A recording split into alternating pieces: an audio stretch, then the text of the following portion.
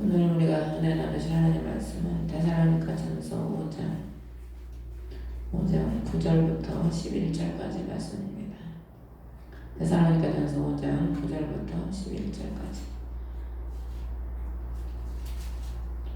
오늘 9절의 말씀 보면은 하나님께서 우리를 진노에 이르도록 정하지 아니하시고 우리 주 예수 그리스도로 말미암아 구원을 얻도록 정하셨느니라.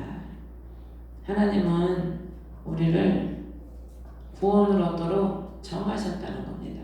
정하셨다는 것은 마음에 안 들면 바꾸고 그런 의미가 아니고 완전히 그렇게 하도록 결정을 내린 거죠. 결정을. 그래서 성경이 언약 아닙니까? 언약. 그래서 구약 언약, 신약 언약. 하나님은 거듭 2번 반복하셔서 우리에게 거듭 언약을 주신 겁니다.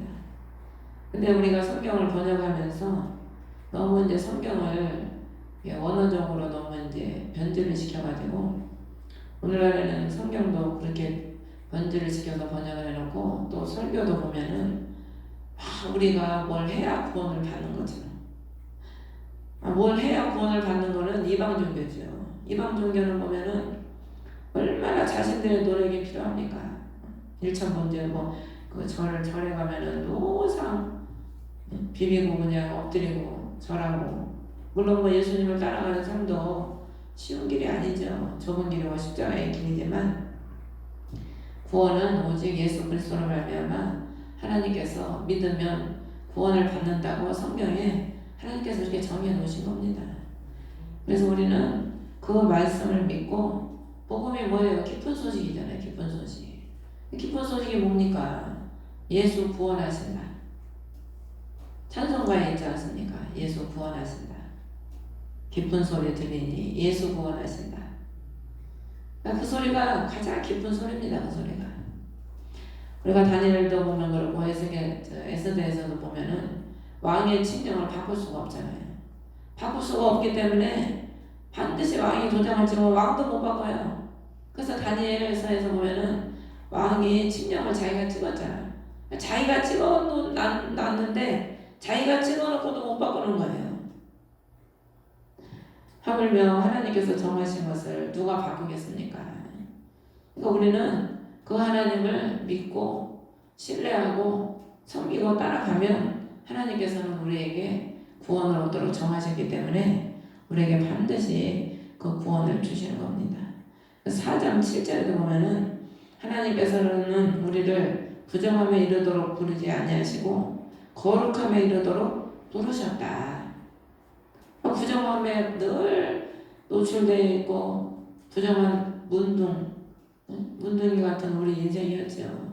자기가 죄 지었는데도 죄는지도 모르고, 귀신에 잡혀있어도 잡혀있는지도 모르고, 병들었는데도 병들었는지도 모르고, 그런 문둥병자 같은 우리 같은 부정한 사람인데 우리 하나님이 그런 우리를 거룩함에 이르도록 부르셨다는 거예요. 그래서 우리 하나님은 우리를 부정함에서, 죄에서, 진노에서 하나님은 우리를 거룩하게 구원에 이르도록 부르셔서 그렇게 정하신 거예요. 정하신 거. 신명기가 거듭신자인데 2번 반복해서 말한다. 모세가 율법을 1세대 백성들에게 출애굽기에 보면, 내일이 보면 다 말을 하죠. 근데 1세대 사람들이 여호와를 온전히 신뢰하지 못하니까, 구원의 그 하나님을 신뢰하면 하나님이 다 주시잖아요. 먹을 거, 입을 거, 고기 먹고 싶다면 고기 주고, 하나님을 믿고 신뢰하면 하나님이 다 해결해 주시거든요. 근데 신뢰하지를 못하니까 다 엎드러지고, 2세대에게 하나님의 신명기에 가나안 땅에 들어가기 직전에, 모세가 죽기 직전에 한 번 했던 그 약속의 말씀을 거듭해서 이제 설교를 하는 게 신명기거든요. 그래서 2번 반복해서 말씀하신다. 그래서 성경에는 하나님이 바로가 꿈을 꾸는데 2번을 겹쳐서 꾸잖아요. 그러니까 2번 요셉이 해몽할 때 뭐라 그래요? 2번 겹쳐서 꾸신 것은 하나님께서 반드시 행하신다는 뜻입니다. 우리 하나님은 인간이 하도 못 믿으니까 인간이 하도 못 믿으니까 자꾸 말씀하시는 거예요. 자꾸 그래서 아담 때 보면 하나님이 가죽옷을 지어 입히셔가지고 우리의 부끄러움을 내가 너희의 부끄러움을 영원히 덮어주겠다. 그거 정하신 겁니다. 가죽옷을 입혀주시면서.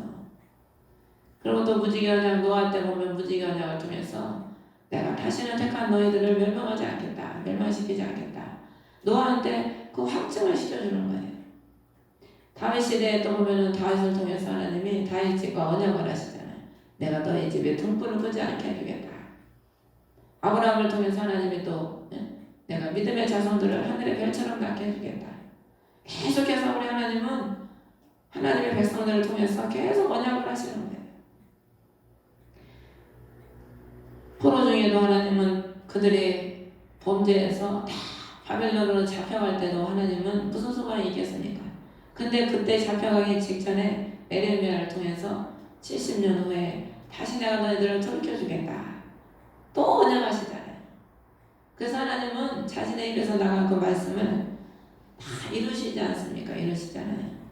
그래서 하나님은 우리를 진노에 이르도록 정하지 아니하시고 구원에 얻도록 예수 그리스도를 말미암아 정하셨기 때문에 우리는 반드시 구원받을 백성입니다. 구원받을 백성이기 때문에 우리는 그 우리를 구원하신 그 하나님을 찬양하고 감사하면서 살면 되는 거죠.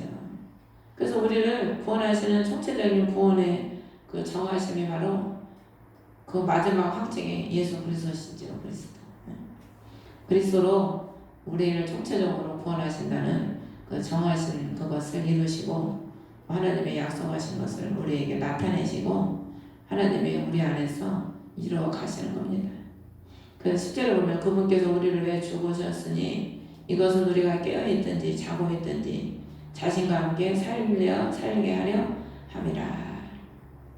주님께서 죽으심으로 우리가 살아있는 동안에도 주님과 함께 영원히 살게 하시고 또 살다 죽어도 또 죽음으로 인해서 또 영원히 사는 그 나라를 또 하나님께서 주시고 오늘 우리 같이 학교에서 공부했던 장로님이셨는데 목사님 받으시고 나서 계속 몸이 안 좋으셔서 병원에서 거진 살다시피 하셨는데 돌아가셨다고 아까 전화가 왔더라고요. 66세신데 뭐 요즘 나이로는 좀 빠른 거죠.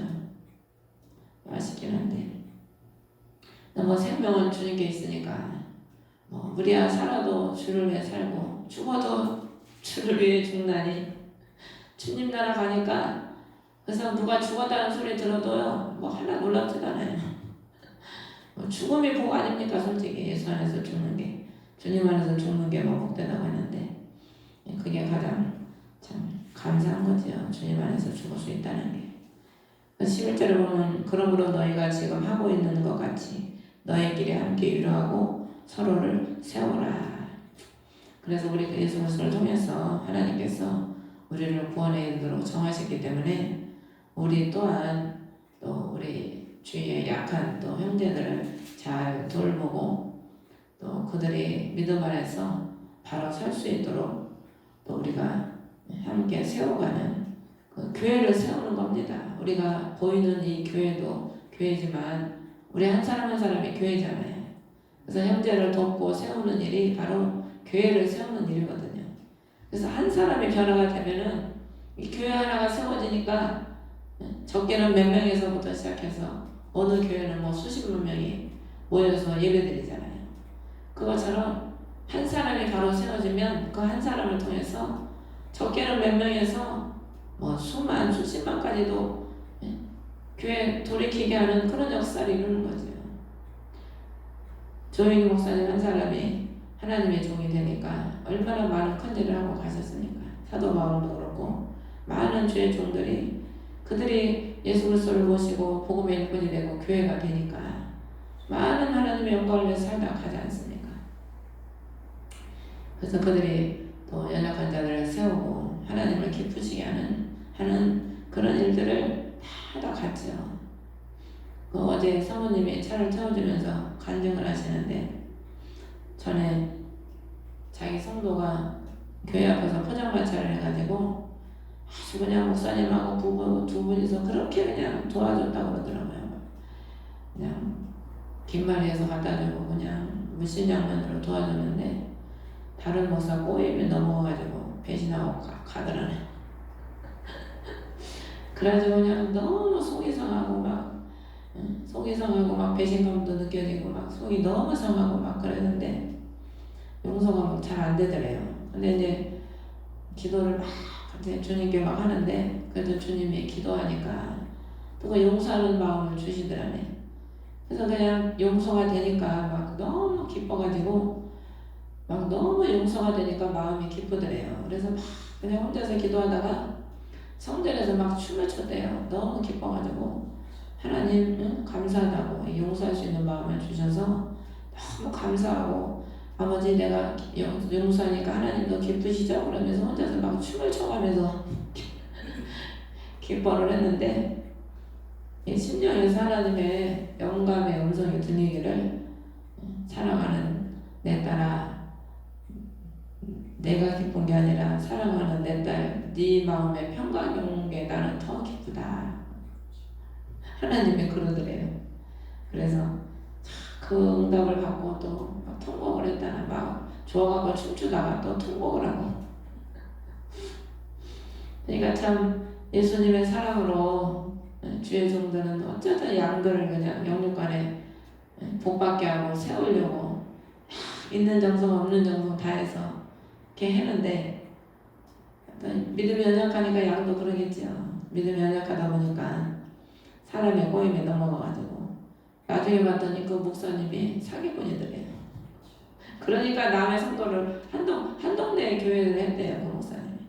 그런데 그냥 다 아는 사람인데 그러니까 그렇게 꼬셔가고 가고 그러지.